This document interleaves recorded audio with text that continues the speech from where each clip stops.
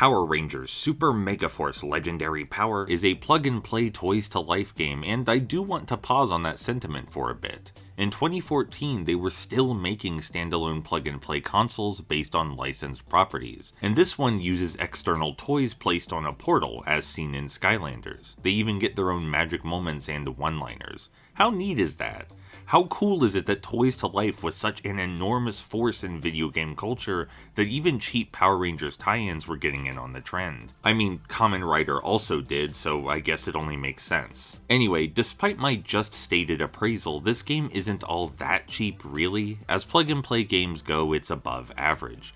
Rather than featuring a loosely connected hodgepodge of halfway decent minigames, it has an overarching plot and standard level-based structure, with foremost emphasis placed on player skill and environmental exploration. As a ranger of your choice, you beat 'em up your way through familiar locations from the TV show, contending with crowds of copy-paste X-Borgs. Your moveset is extremely limited, but a surprising amount of effort has gone into environmental and combat variety, with throwable objects, stage hazards, secret areas, and decently challenging bosses.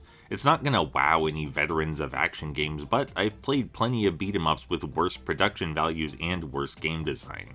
You can work yourself into a genuine flow here and feel good about the available methods of skill expression. Aside from the brawling, the game places an even heavier emphasis on collecting. There are baubles scattered everywhere, often behind hidden doors, which themselves require a unique ranger or collectible to unlock. There's a hierarchy at play here. You need keys to access side areas, you need certain rangers to get the keys, and you need all the real-life toys to get all the rangers. Thankfully, each playable protagonist, at minimum, has their own show-accurate voice clips and special attacks, so it's not like they're complete palette swaps, unlike some other Power Rangers media.